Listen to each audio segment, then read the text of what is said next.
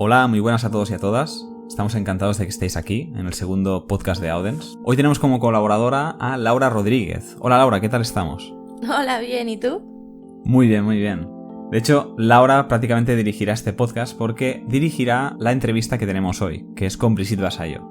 Brigitte Vasallo, como muchos sabrán, es una activista, filósofa y escritora que ha hablado sobre temas como el poliamor.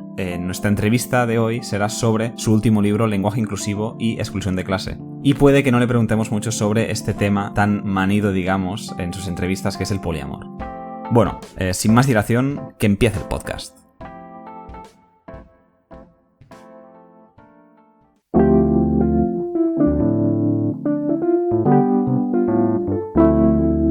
Entrevista.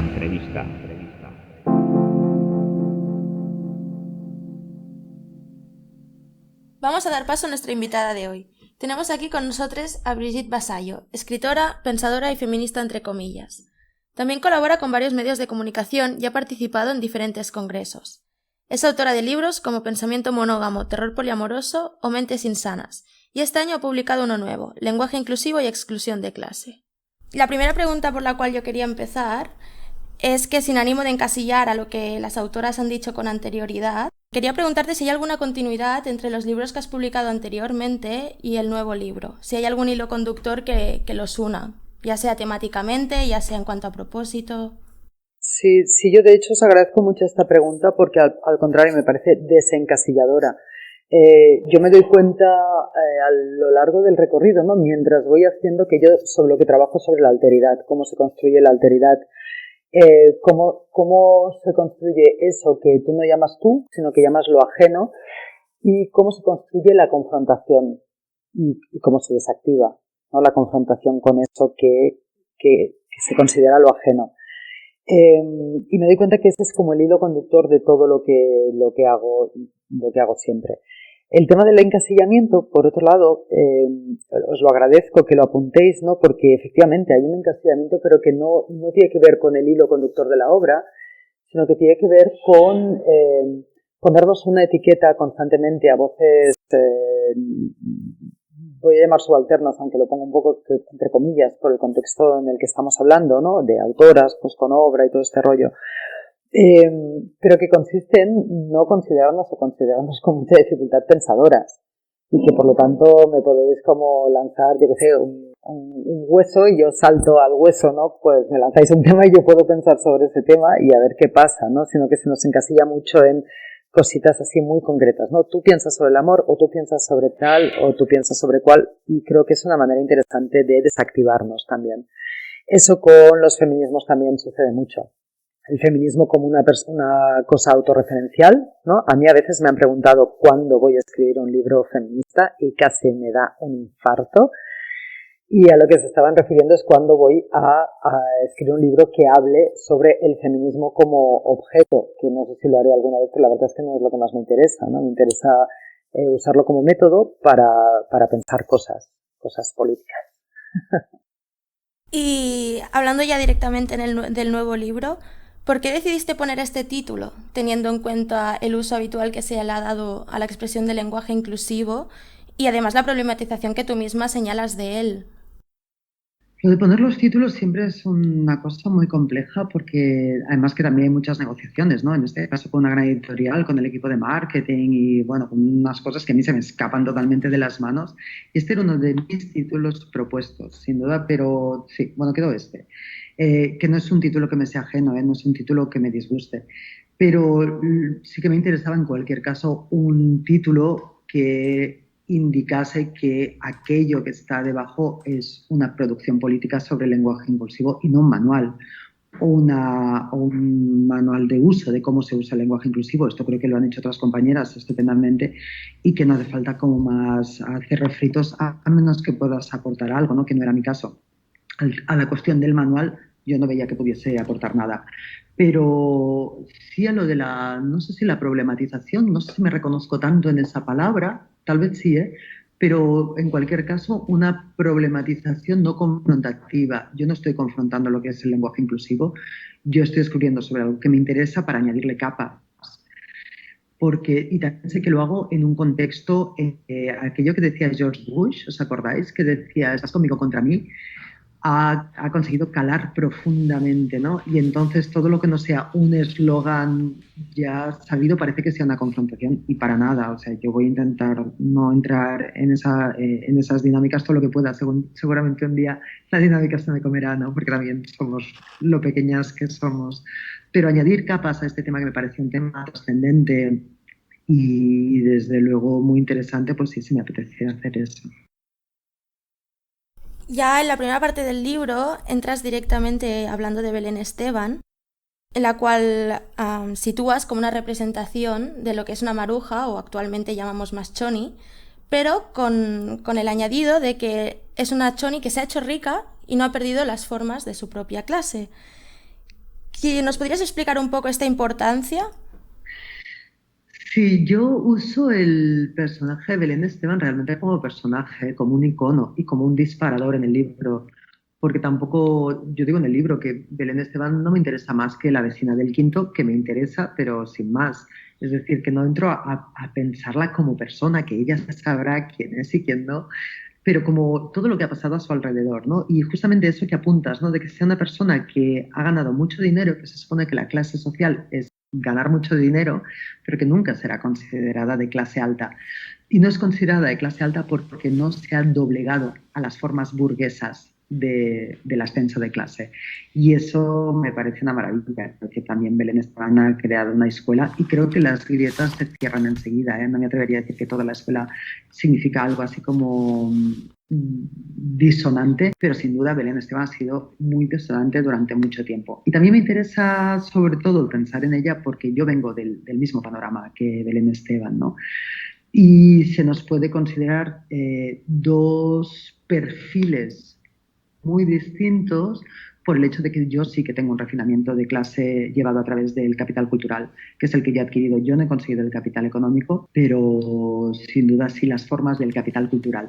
Entonces me interesaba pensar, siendo que partimos de lo mismo y siendo que yo estoy pensando en la clase social, ¿cuál es mi alianza de clase? Si mi alianza de clase es con pues, tipas burguesas que escriben libros o es con Belén Esteban.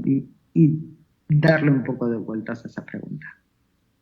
Además, siempre suele ir acompañado de una ridiculización, ¿no? Si tú apoyas o te gusta o te transmite algo Belén Esteban, la ridiculización que se hace a ella pasa a ti. Pasas a ser tú una persona inculta, ¿no? Este gran término. Total. Y además como la sorpresa, ¿no? De mucha gente me ha dicho, wow, qué sorpresa, porque pensamos que ibas a criticarla yo. O sea, ¿desde dónde yo puedo criticar? O sea, es algo que no me entra ni en la cabeza.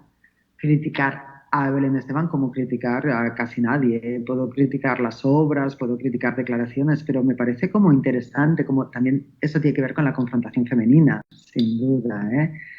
Y me parece interesante todo ese proceso. Creo que ha sido un camino chulo lo de pensar a través de Belén Esteban.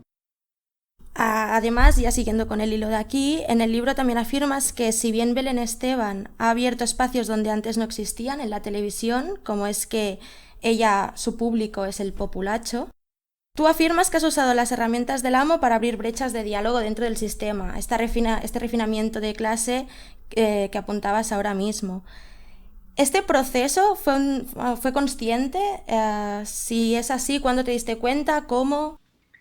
Ese proceso ha sido obligatorio, porque sin el refinamiento de clase yo no podría estar escribiendo libros. Bueno, escribiéndolos sí, no los podría estar publicando, pero es más que eso, nadie los estaría leyendo. Ni yo estaría siendo entrevistada, ni no. Si yo no estuviese hablando como yo hablo, ni hubiese conseguido esa legitimidad a través de las formas que he conseguido, no estaríamos aquí hoy. O sea, ha sido un proceso obligatorio.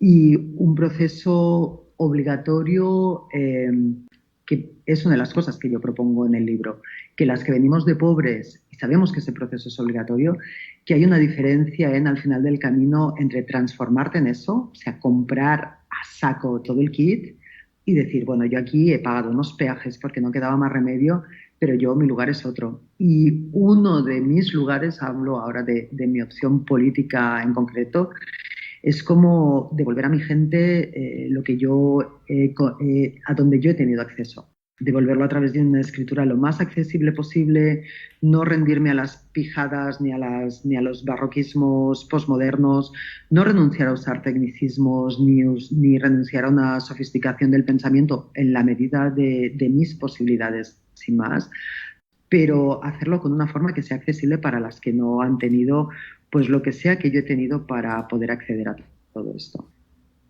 Ahí te cuento, si quieres, una anécdota. Yo, mi primera novela fue autoeditada por Nogurka porque no la quería nadie, sin más.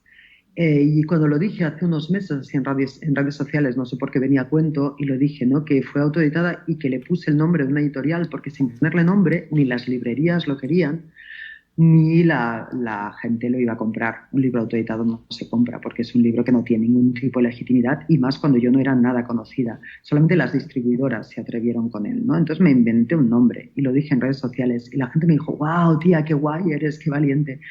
Joder, y me pareció una mierda, porque yo no soy valiente, ni eso es guay. Eso fue, o sea, lo único que yo pude hacer para sacar adelante un libro que nadie quería, y que es un libro que nadie ha querido por razones que también molaría analizar, porque por Nogurka ha sido un libro solvente. Ya no entramos en que sea mejor o peor, sino solvente. Terror poliamoroso ha sido coeditado. He tenido yo que volver a poner pasta con ya veis lo que ha sido el terror poliamoroso, ¿no? Pero hay una cosa que no, hay un techo de cristal ahí que no se supera nunca, ¿no? Entonces, el caso es que cuando haces lo único, la única posibilidad que te deja el sistema para tirar adelante y tal y como lo miramos, es como una opción guay, nos estamos perdiendo como toda la violencia simbólica que tener que hacer eso supone, ¿no? Y toda la mierda, y nos estamos además evitando las unas a las otras, viéndonos como las pobres pringadas que somos. Y que estaría guay que nos mirásemos así, porque lo somos, porque muchas lo somos en muchos ejes y en muchos momentos de nuestra vida. Está guay poderlo mirar así y ver cómo articulamos eso. Sí, bueno, ya en parte estás hablando de las formas, ¿no? Que implica acceder a cierta élite, acceder a ciertos círculos. Entonces, yo quería preguntarte sobre el capital cultural, que es muy importante en tu libro. Asumiendo que el capital cultural se manifiesta prácticamente en todos los sitios, yo quería preguntarte acerca del que quizás es más obvio, que es la escuela, ¿no? Al menos en escuelas concertadas y privadas, yo y Laura, de hecho, antes lo hemos comentado y lo hemos vivido los dos, se enfatiza mucho en la corrección de los modales. Por ejemplo, no llevar chándal, no llevar escote o camiseta de tirantes, no decir tacos, no sentarse según qué formas. ¿Qué papel crees que tiene la escuela en toda esta disciplina y lenguaje de clase? Sí, a mí me sorprende esa distinción que hacéis. Yo no lo sé, tampoco o sea, no me he puesto a analizar exactamente cómo es la diferencia entre escuelas públicas y privadas y concertadas. Yo fui a una escuela concertada hace, claro, un montón de años en que se tenía mucho cuidado con el tema de clase. Por ejemplo, íbamos con bata, con lo que yo no me enteré de que los cuerpos eran distintos. Además, éramos solamente niñas. Yo crecí sin saber casi nada del género y sin saber casi nada ni de la clase ni de los cuerpos que son deseables o que no, porque allí todas éramos bastante parecidas gracias a eso, ¿no? Y es algo que a mí siempre se me hace como difícil explicarlo. Para tampoco como quitarle peso a las violencias que han vivido otras personas y que sé que están ahí, ¿no? Pero también esa experiencia yo la viví. Y luego pensando en la Montessori, ¿no? Que es una escuela privada y que es tal. Pero bueno, al margen de eso, sin duda la escuela es como el inicio de todo este refinamiento de clase a saco, pero yo ya no sé, por lo que os digo, porque tampoco sé muy bien cómo está la cosa, a partir de estos ejemplos que ponéis, pero a partir de las faltas de ortografía sin más. O sea, no nos enseñan a escribir de manera que sea inteligible, sino nos enseñan a escribir de manera que alguien ha fijado como correcto. Y esa corrección pues tiene que ver pues con muchas cosas muy interesantes, pero que dan igual al final. O sea, una ola con H y una ola sin H se entiende perfectamente, ¿no? Te dicen, no, es que no se va a entender. Bueno, si dices hola, buenos días sin H, nadie piensa que sea una cosa del mar, ¿sabes? Que también como la capacidad de comprensión lectora. Entonces, eso va por otro lado. Entonces, las faltas de ortografía, lo que se explica y lo que no se explica, ¿no? La historia que se explica y la que no se explica, la historia de los reyes, los príncipes, alguna princesa, la mayoría sin nombre y todas esas cosas, pero nunca la historia del populacho. Si acaso la historia del populacho heroico a través del héroe y no de la gente que sustentó esa posibilidad de heroicidad. Las historias siempre públicas y nunca privadas, porque el espacio privado no se considera un espacio político. Bueno, todo eso, o sea, pues todo eso. Y luego, pues los modelos, ¿no? Los modelos de posibilidad que se enseñan en las escuelas y los que no. Ahí está todo, además de, bueno, mezclarlo todo, el género, el origen, la racialización. O sea, en la escuela pasa todo desde el minuto cero.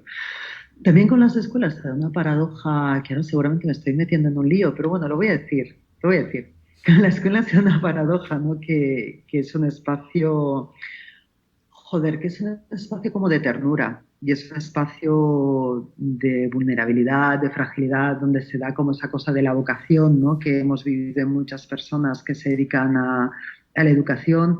Y luego se da esa cosa de la infancia y la adolescencia, ¿no? Que son maravillosas. A mí el ser humano me cae bien hasta la edad adulta, luego allí ya veremos.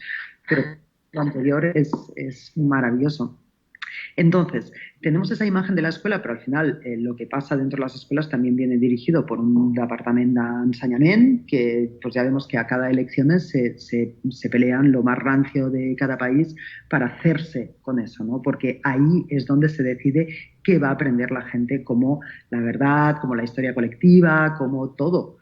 O sea, ahí hay un poder político y económico súper heavy detrás de los currículums escolares. Entonces la escuela no es solamente esa cosa bonita y que entre todas decidimos, sino que ahí hay una cosa bastante de captura importante. Afirmas que el sistema, entendido como método, determina los contextos de significación y quién produce el significado, la producción de los significados. ¿A qué te refieres con ello? Si lo podrías ejemplificar y si este método es inescapable. Sí. Pues mira, así como para lanzar 3 tiros a lo bruto, ¿no? A veces pensamos que el sistema que es una cosa, ¿no? Y que por lo tanto su grieta es otra cosa, que es la cosa que entendemos como antagonista, y no el método para llegar a eso. Con el ejemplo se ve más claro, ¿no? La libertad, ¿no? La libertad que tiene muy buena prensa, la libertad. Y entonces la libertad es como la forma de hacerle la grieta al sistema a través de la libertad. Pero ¿qué carajo es la libertad? ¿Sabes? Y entonces aquí todo el mundo como ocupa la palabra libertad y todo el mundo dice, mira, libertad es lo mío, es hacer lo que yo diga. Bueno, pues precisamente es que hacer lo que tú digas difícilmente puede ser libertad. No, la libertad en todo caso es el método a través del cual tú puedes escoger entre varias opciones si es que esas opciones existen. Si es que son posibles, porque si no son posibles tampoco las puedes escoger, por mucho que tú creas que sí, o sea, luego en la materialidad de la cosa no las puedes escoger, pero a veces es que no están ni dentro del marco, ¿no? Pues también otro ejemplo a lo bruto, cuando te dicen, ¿no? En eso que es una falsa dicotomía, ¿no? Que está en la lista de las falacias, cuando te dicen, ¿tú quieres más a tu padre o a tu madre? Ahí ya no entran muchas cosas, no entra ni que no quieras a ninguno de los dos, no entra que quieras más a tu planta que a cualquiera de tu padre o a tu madre, ¿no? O sea, eso ya ha cerrado un marco de significación, ya te da como las opciones, te da la baraja con la que puedes jugar y no puedes jugar fuera de esa baraja. Entonces, de esos ejemplos tan tontos, pues traducirlo a todo, porque sucede constantemente en todo. En el género es obvio que sucede constantemente, ¿no? Que la baraja ya está dada y que incluso los intentos de salir de la baraja están hechos con la baraja, claramente. Pero luego pasa en todo lo demás. Todo lo demás está siendo súper binario y súper de respuestas, ¿no? Solucionista, de cuál es la solución, ¿no? No el camino y cómo vamos encontrando colectivamente soluciones, sino esta es la solución y la propuesta de solución. Es un poco eso, creo que lo que decimos. Y luego que si el método es inescapable, no, del método se puede escapar, claramente, o sea, montando otro método. Eso es Audre Lorde. Es que en Audre Lorde está todo. O sea, os juro que todas las demás somos un refrito de Audre Lorde aún sin saberlo, os lo juro, es que es una pasada. Entonces Audre Lorde dice, las herramientas del amo nunca acabarán con la casa del amo, pero el párrafo sigue, que es una pena que se haya puesto el final de la camiseta ahí, porque luego dice, tal vez darán una victoria temporal, porque de esa victoria temporal también vivimos, tampoco nos engañemos, ¿no? Hay veces que es que necesitamos un poco de oxígeno. Y un poco de oxígeno es, por ejemplo, aquello que se llamó matrimonio igualitario, que a mí lo de igualitario yo no me atrevo a decirlo así, pero aquello que se llamó el matrimonio igualitario, bueno, en un mundo que está organizado jurídicamente a partir de la figura del matrimonio, Necesitamos un poquito de oxígeno, vayamos a por eso. La pena es cuando eso acaba como desarticulándonos porque ya nos podemos casar, cuando a mí me parece que el matrimonio es un castigo, más que, no, o sea, tendríamos que ver, o sea, el objetivo final yo creo que era prohibirlo, ¿no? Siempre lo digo, prohibirlo para todo el mundo. Pero creo que va de eso la cosa, ¿no? Y entonces sí, claro, que el método se puede revertir, se pueden encontrar otros métodos. A lo largo del libro recurres al concepto de sociedad del espectáculo, que entiendo que viene de Debord. ¿Podrías definirnos qué entiendes exactamente por ello? Y bueno, ya que estamos, si quieres, relacionarlo un poco con este sistema como método, si está relacionado o no. Y también me gustaría preguntarte, ¿qué papel crees que juega tu propio libro dentro de esta sociedad? Pues mira, efectivamente, La Sociedad del Espectáculo de Guy Debord, que es un libro del año 68 que me pareció visionario. No me pareció un libro súper accesible así de golpe, ¿no? Es un poco como críptico, medio poético, así como también con las formas de una época. Pero yo lo conocí en los 90, creo, y es de esos libros que vuelvo a ellos periódicamente. De decir, a ver qué, ¿no? A ver con el paso de los años, mi paso de los años y el paso social de los años, a ver qué. Joder, cada vez me parece más profético, cada vez me parece más que entendió lo que nos iba a pasar en una modernidad urbana, como mínimo, ¿no? Entonces, la sociedad del espectáculo es una especie de capa, creo yo, que hay sobre lo que yo llamo lo real y que tiene que ver con la interpretación espectacular de eso que es lo real, ¿no? La sociedad del espectáculo es un poco como si viviésemos constantemente en una televisión, que de hecho vivimos constantemente en una televisión, ¿no? Cuando vas como aterrizando las cosas. Y yo soy una anti-hater de redes sociales, ¿eh? Además que es un discurso que me pone los pelos de punta, el discurso de que las redes sociales atontan a la gente, de que tal, de que no sé qué, me pone los pelos de punta. Yo creo que las redes sociales son un proceso del capitalismo y que a cada vez el capitalismo nos aísla y que a cada vez la peña encuentra y encontramos las grietas hasta que las dejemos de encontrar y habrá ganado el capitalismo, pero es que no podemos dar la partida por ganada así sin más. Y entonces yo no creo que esté pasando nada con Internet y, por ejemplo, la generación adolescente que no nos haya pasado con las fábricas o que no nos haya pasado con las universidades. O sea, han sido el mismo proceso que es Instagram. Y bien que se han utilizado de maneras subversivas y bien que se le han encontrado grietas, ¿no? Entonces, ¿qué más me decías? Sí, bueno, te decía sobre tu papel... el papel de tu libro, perdón. En esta sociedad del espectáculo. Sí, el papel de mi libro no lo había planteado. El papel de mi libro dentro de la sociedad del espectáculo, pues es un producto más. Yo entiendo los libros como un producto más, ¿eh? No, no los entiendo como otra cosa. Y una de las paradojas es cómo escribir tratando de no poetizar la escritura en sí misma y de no reafirmar la superioridad de la escritura sobre cualquier otra forma de producción y generación cultural, cuando yo me dedico a eso, cuando yo misma me dedico a eso, ¿no? Y cómo, por ejemplo, en la uni yo no doy bibliografía porque me parece una mierda dar bibliografía, ¿no? Y entonces, ¿cómo explicarles que me parece una mierda dar bibliografía y que los libros me parece que ya han leído demasiados en su vida, cuando además yo al mismo tiempo afirmo en mi propia biografía, ¿no? Que a mí los libros me salvaron la vida, pero seguro que de forma literal. Entonces se da esa paradoja, ¿no? Pero yo creo que se puede llegar a un consenso, ¿no? De considerar la literatura una buena herramienta, pero no una herramienta superior.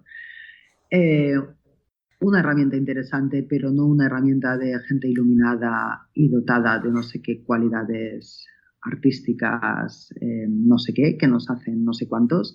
Y luego entender que el proceso de un libro es un proceso capitalista y que el libro al final es un producto, porque fíjate que durante la pandemia que se habló mucho de la cultura, ¿no? La cultura como bien necesario, la cultura como tal, pues estaba hablando solamente de unos productos culturales, con marca de clase además. O sea, el teatro no se podía cerrar, el no sé qué no se podía cerrar, no, claro, no quiero que se cierre, no es cuestión de que yo quiera que se cierre eso, pero yo quiero que las viejas puedan ir a jugar la partida al dominó también, porque eso me parece culturalmente trascendente.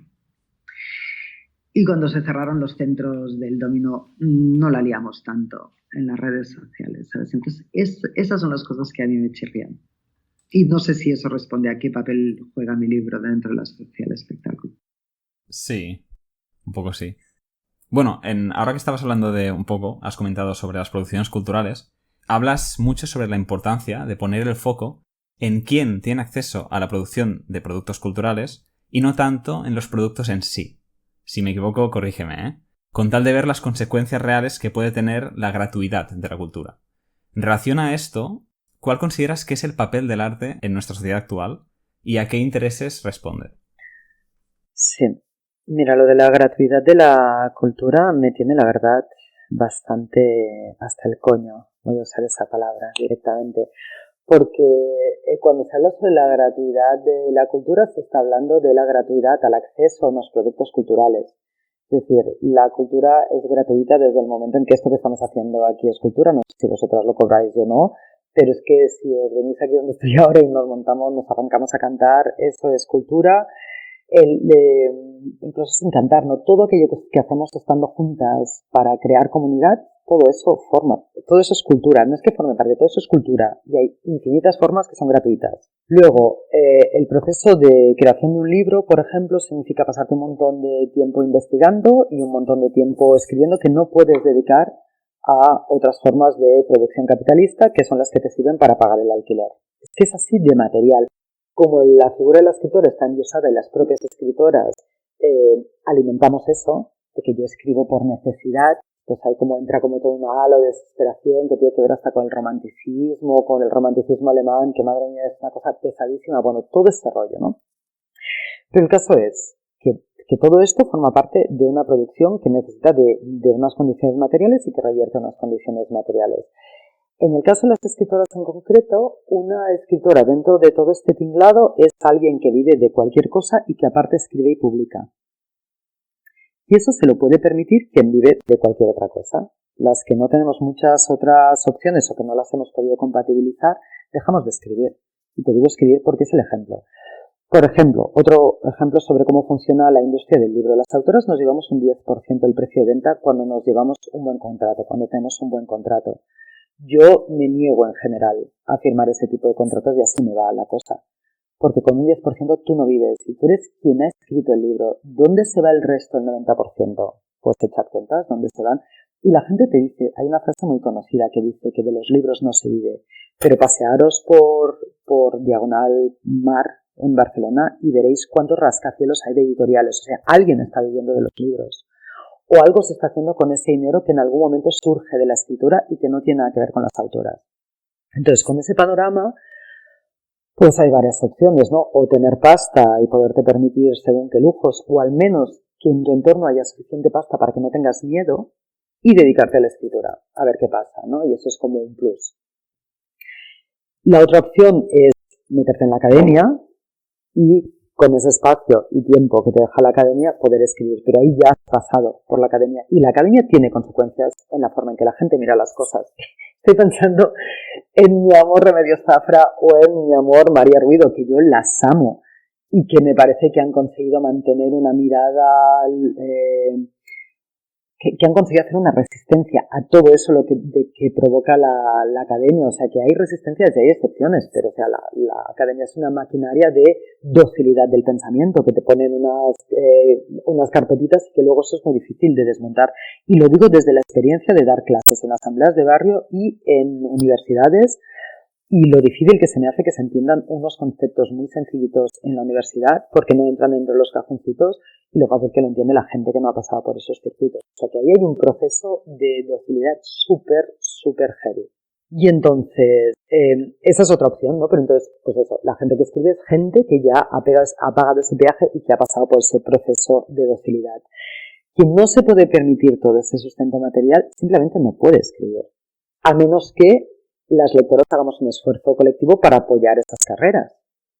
Si no se hace, porque además está el rollo de que por un libro no hay que pagar, o no hay que pagar nunca, o no hay que pagar de ninguna manera, o toda esa cosa que tiene que ver con el tema de la gratuidad de la cultura, tal y como se está planteando, lo que sucede es que las que tienen menos recursos materiales para escribir dejan de escribir.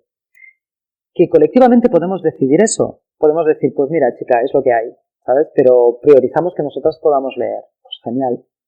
Pero que sepamos que eso es lo que sucede, ¿no? Que eso no es una forma de democratización, que eso no es tal, y que luego la consecuencia de eso es que tenemos al mismo grupo de gente cubriendo todo el espectro, haciendo todos los discursos, también haciendo el discurso de clase, que también así nos va la cosa. Hablando ahora de un producto más dentro de todo un proceso capitalista, tú hablas del nuevo capitalismo, del semiocapitalismo. ¿Qué es exactamente el semiocapitalismo y cuál es el papel dentro de él del lenguaje? El concepto es de Bifo Belardi, que habla directamente del semiocapitalismo, ¿no? Y que lo podemos llamar también capitalismo de las ideas, si se hace más comprensible así, que es una forma de capitalismo que no es única, no es la única que existe en el espacio y el tiempo, pero es una forma de capitalismo que lo que nos pide es que produzcamos ideas. O sea, este análisis parte de la base que el capitalismo ya no puede asumir más objetos, no necesita que hagamos más objetos. Que ahora todo funciona a ese nivel especulativo abstracto en que funciona la economía. Y entonces, no sé si durante estas crisis os habéis dedicado a ver documentales sobre cómo carajo hemos llegado a las crisis estas, que yo me he visto un montón porque es que no lo entiendo. Y es como alguien compra algo que no existe y lo vende a otra gente que saben que no existe y eso va a producir una plusvalía que no existe pero que en algún momento patapam se materializa, ¿no? Entonces, el semiocapitalismo funciona de esa manera, ¿no? Lo que se produce ya es abstracción todo el rato, abstracción.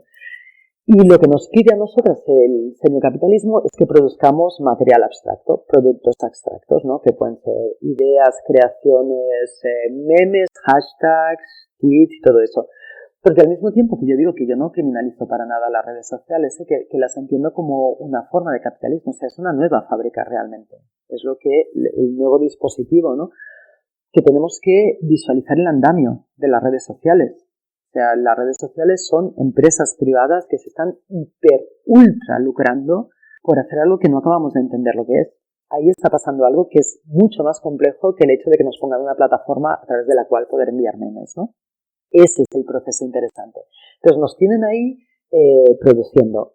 Y no nos tienen produciendo porque seamos gilipollas. Nos tienen produciendo porque hay unos mecanismos que funcionan súper bien en los que se crea una existencia virtual que tiene mucho peso en tu existencia social y que si no entras en esos mecanismos no tienes. O sea, es como, yo me parece que lo llamo en el libro la existencia Tamagotchi, ¿no? Es como somos nosotras y hay un Tamagotchi que somos nosotras, que es no sé, una cosa electrónica que hay que alimentar, ¿no? Pero que si se muere es que se me muere el Tamagotchi y es dramático, ¿no? Pues eso está pasando. Entonces, ¿qué supone el lenguaje dentro de todo eso? Es que eso es lenguaje en sí mismo, ¿no? Lo que nos pide es lenguaje. Porque el lenguaje, no lo olvidemos, no son las palabras. No son solo las palabras. Son las palabras, ¿qué palabras? ¿Cómo organizas esas palabras entre ellas? ¿Quién usa esas palabras y quién no? ¿Quién enuncia y quién no? ¿Desde dónde? ¿Con qué formas? ¿De qué manera? ¿Con qué peinados? ¿Y con qué vestidos? ¿Y con qué colores de fondo? Es que todo eso. El lenguaje es toda esa cosa. ¿Y en qué habla? Y en qué idioma también.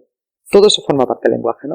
Entonces, está claro, ¿no? Tenemos que poder analizar, creo que es interesante analizar toda esa producción de lenguaje desde la mirada del capital, de qué supone en términos de capital, toda esa hiperproducción que además hacemos constantemente y que la hacemos a través de una retribución que también es súper interesante porque no nos dan capital económico, nos dan capital social. Un capital social bastante pernicioso. Mira, antes cuando hablábamos del método y de las palabras, fijaos que Facebook lo que nos daba, o sea, nos pagaba en amistad. Que aquello era como escandaloso, ¿no? Y al mismo tiempo también darnos cuenta como enseguida distinguimos, ¿no? Enseguida entendimos que una amistad de Facebook no era una amistad, ¿no? Cuando a veces se te acercaba alguien y te decía, somos amigas, tú pensabas, ay Dios mío, ¿quién eres? Y te decían de Facebook. Ah, porque sabes que es otra cosa, ¿no? Que está todo ese ir y venir constante, pero fijaos como qué tipo de capital nos ofrecen, con qué palabras además, y cuál es el juego en el que está funcionando todo eso de nuestra producción de lenguaje, al fin y al cabo. Además, es un capital social muy expositivo, que te expone mucho. Es un capital que se da en un espacio en el cual todo el mundo tiene legitimidad a dar su opinión y tú no puedes hacer como una conversación cara a cara que puedes irte, siempre tendrás la opción o casi siempre tendrás la opción de salir. Aunque borres el comentario, ya lo has leído y eso ya ha tenido un impacto en ti. Sí, sí, totalmente, totalmente. Además que es como bastante desgarrador. Y luego hay una cosa que me parece muy interesante de cómo nos comunicamos en redes sociales, porque tiene menos que ver, creo yo, con tu interlocución como con tu grupo de soporte. No sé muy bien cómo llamarlo, followers. O sea, tú estás emitiendo comunicación para tus followers, aunque parezca que estás entrando en interlocución con otra persona. Eso está muy estudiado desde, por ejemplo, el ámbito del racismo, ¿no? De esas coletillas racistas constantes, ¿qué son? ¿No? Y no solamente son, por supuesto, violencia simbólica hacia la persona racializada, pero también es una forma de reafirmación de grupo de quien está lanzando esa consigna, ¿no?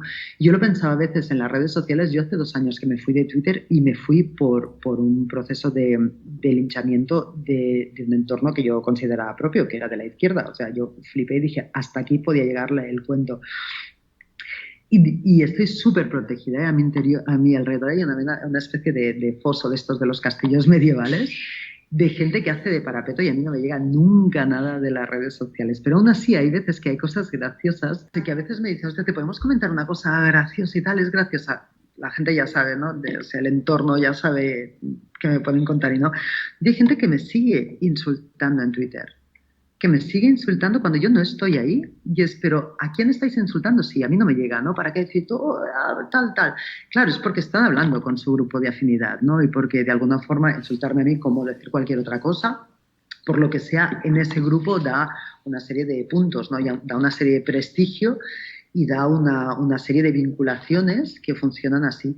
Eso me parece como también muy importante cuando pensamos las redes sociales, si es que queremos intervenirlas, ¿no? Para tratar de generar algo que no sea lo que está pasando. O sea, en el tema de la intervención, sabiendo que dependemos de una plataforma que no controlamos nada, que tiene que ver con algoritmos y que tiene sus propios procesos que son intervenibles hasta donde son.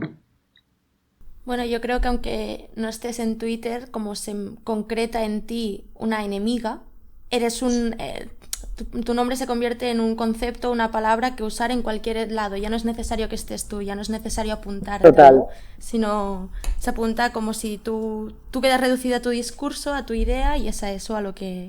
Total. Eso, hay un libro también de los años 50 que es interesantísimo, yo lo uso en la uni también, que se llama La propaganda política, de Domenach, que está descargable.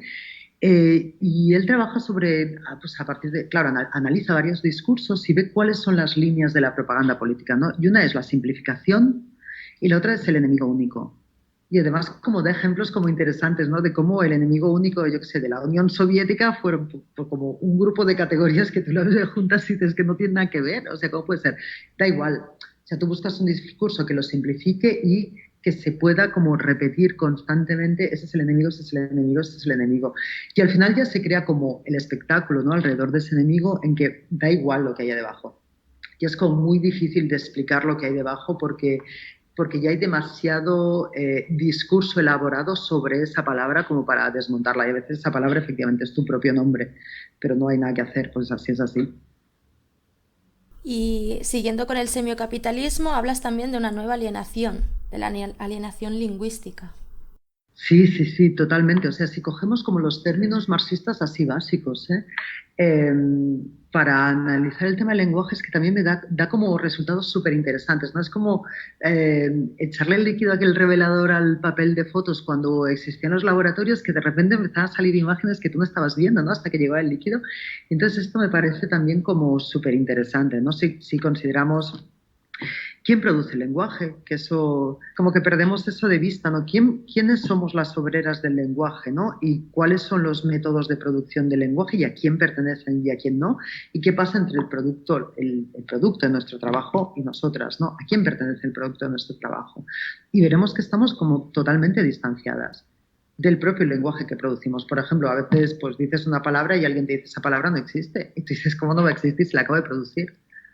Si la acabo de decir. O sea, ¿cuál es la condición de existencia de una palabra? Más allá de su existencia misma, ¿no? Eso me parece como muy interesante. Y luego, cuando hablamos de los métodos de producción, Pensar también cuánto intervienen en eso, pues eso, la academia, las normativas lingüísticas, etcétera, y cómo volvemos a utilizar esos mismos métodos de producción que no son nuestros para elaborar un vocabulario propio, ¿no? Esto no sé si tiene que ver, pero lo voy a decir porque llevo unos días así un poco traumatizada con esto. Yo creo que tiene algo que ver. Estoy viendo una serie que me han recomendado de TV3, que no sé si está al día, yo la voy viendo en YouTube, que se llama Crims. Me han recomendado gente que confío mucho en ella, pero ya veremos. Ya vamos a tener una reunión cuando me vea unos cuantos más. El caso es que si ponemos los subtítulos en catalán corrigen el catalán de la persona que está hablando. Y entonces eso, te pierdes un montón de información sociolingüística leyendo esos subtítulos. Es que no tiene nada que ver. El otro día vi un Mosso d'Esquadra, un jefe de los Mossos d'Esquadra, que decía Tanim da todo el rato, Tanim da, y emda. Y era como, no está diciendo eso, ¿no? Y es como importante. Yo creo que con los subtítulos es como importante, ¿no? Entender esa información, pero ¿qué prima? Pues priman otras cosas, ¿no? Que el catalán hay que escribirlo correctito, como decidió Pompeu Fabra, que había que escribirlo, y como hay todo un tinglado que está ahí como protegiéndolo porque si no te cargas la lengua. Pues no lo sé yo si te la cargas, cómo te la cargas o de qué manera te la cargas, o si eso es una forma de cargarse la lengua también al mismo tiempo. Yo quería apuntar ahora a una escritora que tú también mencionas, que se llama Sibai, y que precisamente ella insiste en la necesidad de nombrar absolutamente todos los ejes opresivos o no nombrar ninguno, para no caer en reducciones que en realidad esconden una trampa, como es decir, solo un mundo capitalista. Y las voy a mencionar porque creo que merecen la pena. Ella la define como un sistema mundo, moderno-colonial, capitalista patriarcal, blanco-militar, occidentalocéntrico y cristianocéntrico. Teniendo en cuenta que tú no estás refutando la importancia que Sibai da a nombrar, sino que estás añadiendo que no se puede quedar solo en el mero nombrar, que tiene que ir acompañado de una transformación material, ¿cuál dirías que es el equilibrio entre ambas cosas? O si sabes alguna complementación, si propones alguna forma de... Sí, fíjate que esa forma de denominarlo en realidad es de Ramón Grossfogel, pero a mí no me da la gana de citarlo a él. Prefiero usar un párrafo de ella para hablar sobre esto, precisamente pues por el cariño y por la complicidad de muchos ejes que tengo con ella, ¿no? Entonces, a mí me parece, claro que me parece interesante citarlo todo, y a veces como una idea y su antagonista, que no son contrarias, son simultáneas. Y te puedes a pensarlas y ambas son ok, ¿no?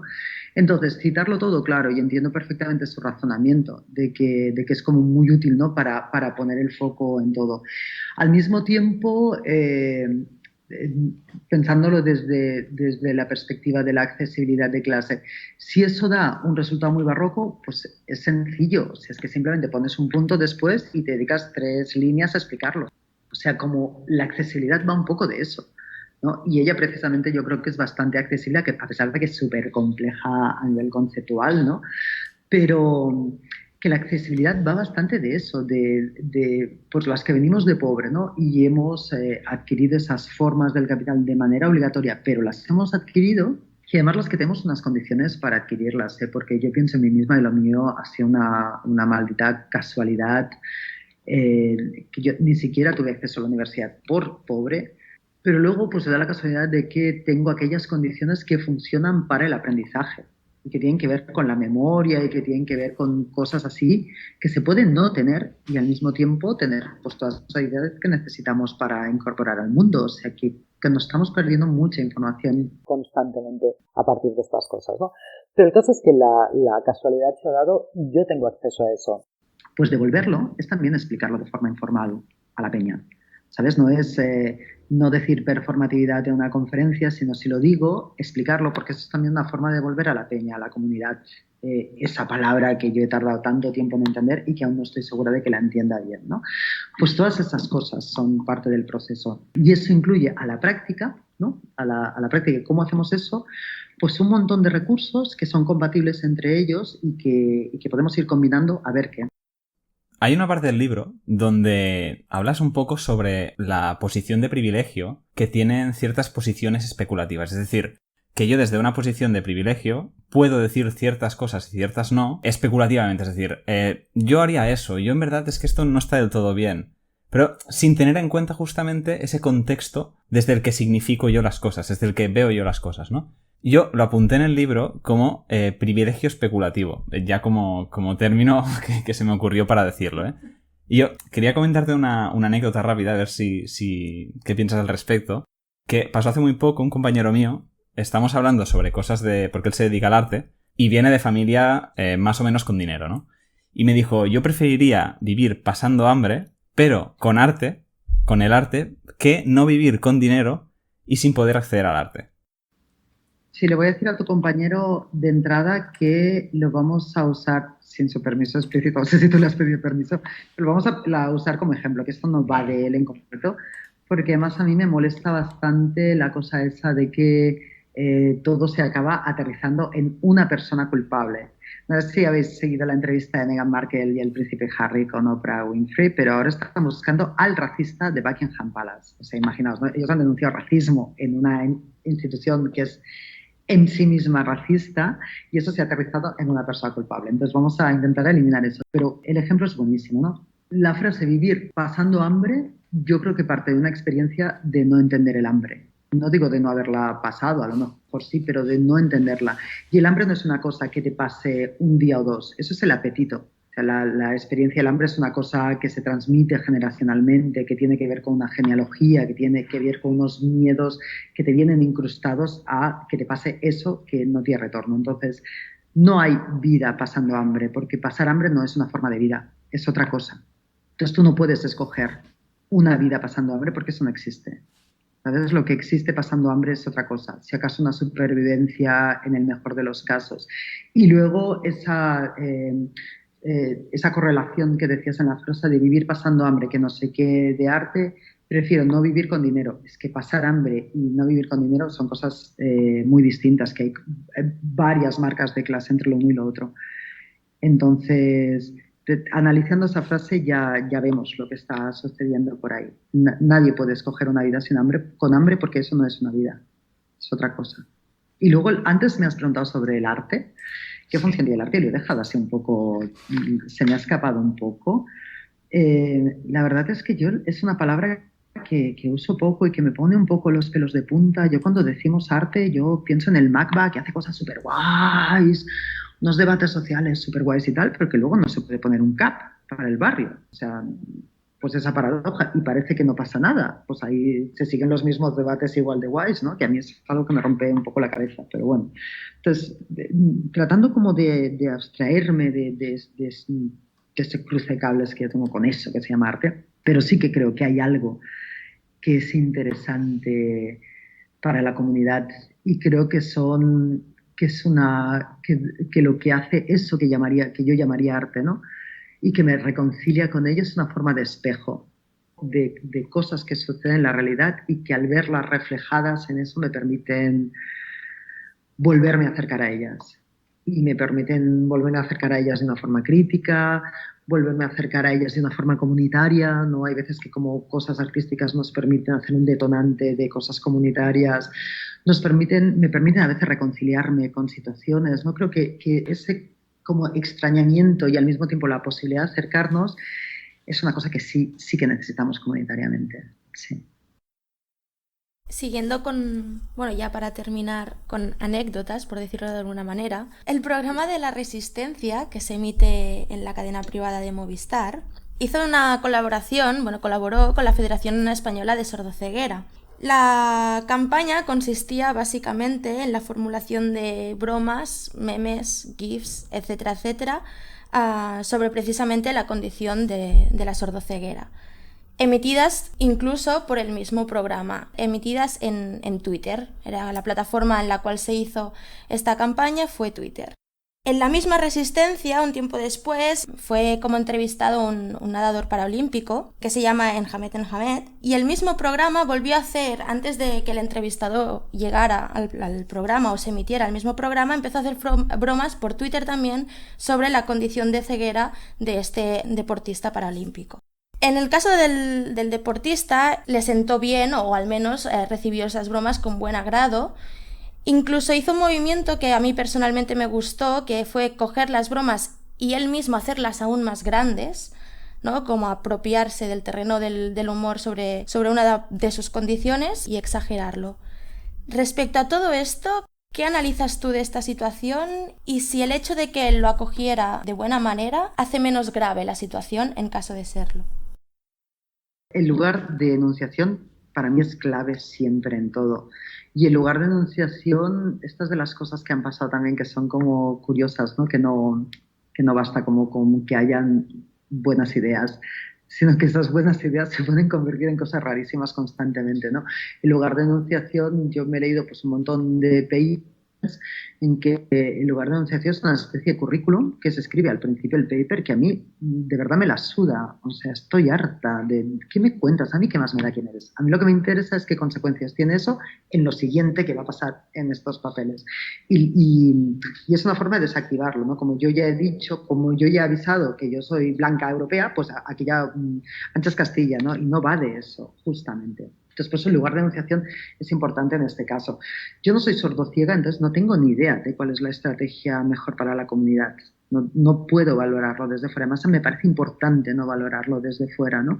Porque a veces... La única estrategia que tienes es una mierda. O sea, a veces la situación está tan mal que cuando dices voy a usar esta estrategia...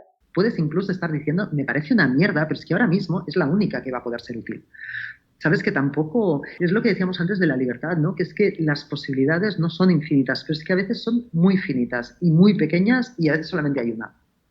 Y a veces la resistencia solamente te permite hacer la primera campaña, me lo invento, la primera campaña sobre sordoceguera a cambio de que sea con bromitas. Entonces tú valoras, ¿no? O sea, la comunidad valora, en tanto que en primera persona dice, pues es que lo que vamos a tener que hacer, ¿no? Entonces, como todas esas obligaciones y complicidades creo que son útiles tenerlas en cuenta, ¿no? Como también me interesa la persona en concreto, ¿no? Hamed pone que a veces tú no eres libre. O sea, a veces tú eres la persona que más tiene que perder y cae sobre ti el peso de hacer la resistencia a esa mierda. Tú, que eres un nadador que seguramente tiene recursos, que seguramente tal, que seguramente cual, que a lo mejor esa es su única oportunidad de conseguir un patrocinador para poder seguir haciendo esto, que resulta que le tiene que plantar cara al presentador de turno en el único espacio televisivo que va a tener en su vida.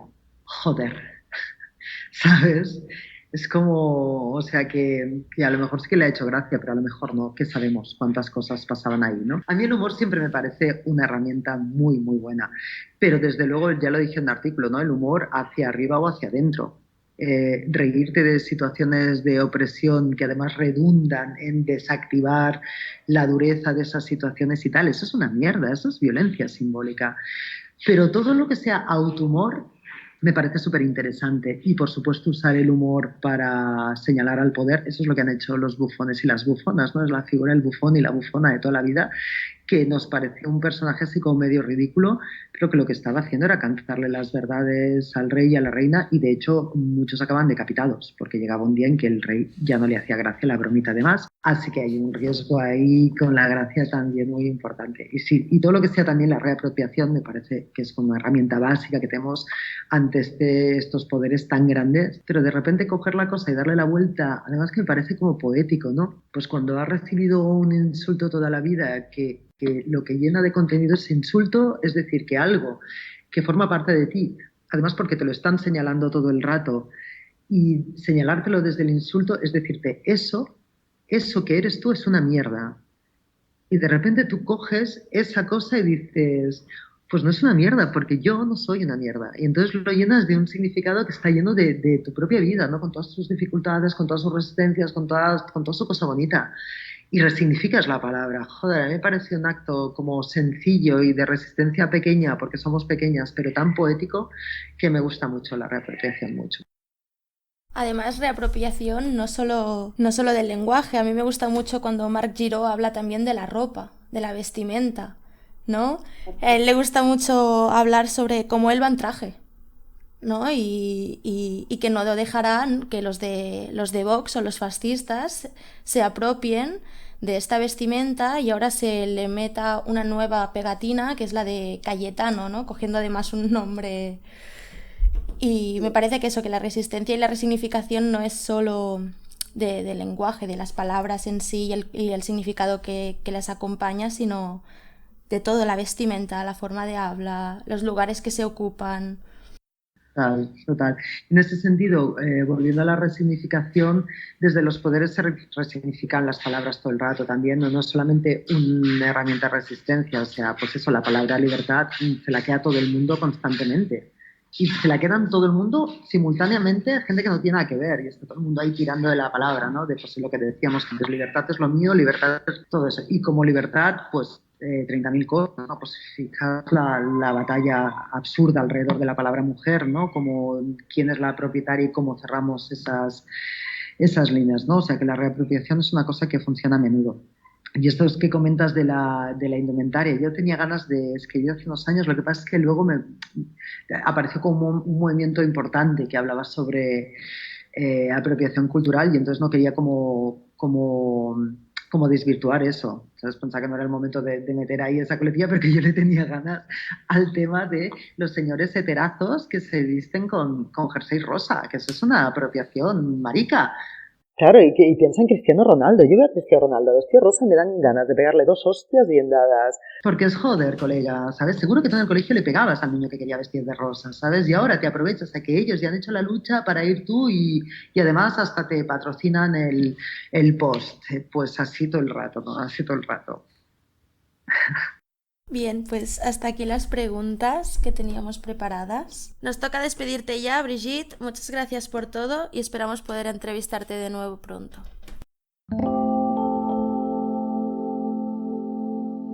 Gracias a todos por habernos escuchado. Para mí la entrevista sinceramente ha sido brutal. No sé tú qué piensas, Laura. Ha sido una completa fantasía. Una fantasía. Ha sido una fantasía en el sentido de que es una persona muy clara, que utiliza ejemplos muy cotidianos y bueno, además es una persona muy cálida, así que... Sí, estoy de acuerdo, Laura. Bueno, y nos despedimos ya de vosotros. Espero que nos podamos ver el mes que viene con el siguiente podcast. Hasta luego. Hasta luego.